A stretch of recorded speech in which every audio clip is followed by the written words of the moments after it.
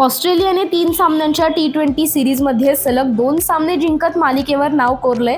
Australia या मालिकेत 2-0 ने आघाडीवर आहे, तर तिसरा आणि अंतिम सामना जिंकून विजयी हॅट्रिकसह पाकिस्तानला क्लीन स्वीप करण्याची दुहेरी संधी आहे. तर दुसऱ्या बाजूला पाकिस्तानसमोर शेवटचा सामना जिंकून क्लीन स्वीप टाळण्याचं आव्हान असणार आहे. ऑस्ट्रेलिया विरुद्ध पाकिस्तान यांच्यातील तिसरा T20 सामना आज हॉबर्ट येथे होणार आहे.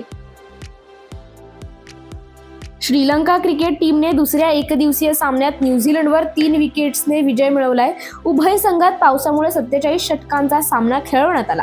न्यूझीलंडने करो या मरो सामन्यात श्रीलंकेसमोर 210 धावांचं आव्हान ठेवलं होतं. श्रीलंकेने हे आव्हान 7 विकेट्स गमावून 46 ओव्हरमध्ये पूर्ण केलं.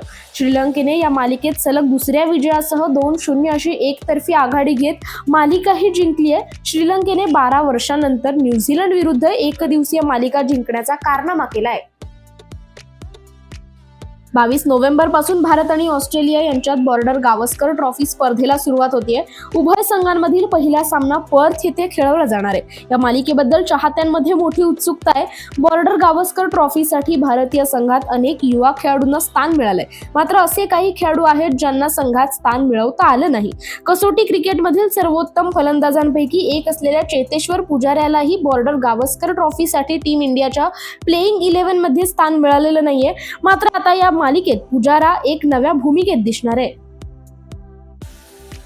वेस्ट इंडिज विरुद्ध बांगलादेश क्रिकेट संघ यांच्यात 2 सामन्यांची कसोटी मालिका खेळवली जाणार आहे. 22 नोव्हेंबर पासून ही मालिका सुरू होणार आहे. उभय संघांमधील पहिला कसोटी सामना अँटिग्वा येथील नॉर्थ साउंड येथील सर विवियन रिचर्ड स्टेडियमवर खेळवला जाणार आहे. नेदरलँड्स आणि ओमान यांच्यात खेळल्या गेलेल्या तिसऱ्या T20 सामन्यात नेदरलँड्सनं प्रथम फलंदाजी करताना 20 षटकात 9 विकेट गमावून 147 धावा केल्या होत्या. प्रत्युत्तरात ओमानला 9 गडी गमावून केवळ 118 धावाच करता आल्या आणि नेदरलँड्सनं सामना 29 धावांनी जिंकला. या सामन्यात ओमानकडून 10व्या क्रमांकावर फलंदाजीला आलेल्या शकील अहमदनं T20 आंतरराष्ट्रीय विश्वविक्रम मोडीत काढलाय. स्कूल गेम्स फेडरेशन ऑफ इंडियाच्या वतीने 68वी राष्ट्रीय शालेय कुस्ती स्पर्धा उत्तर प्रदेशच्या गोरखपूर येथे संपन्न झाली.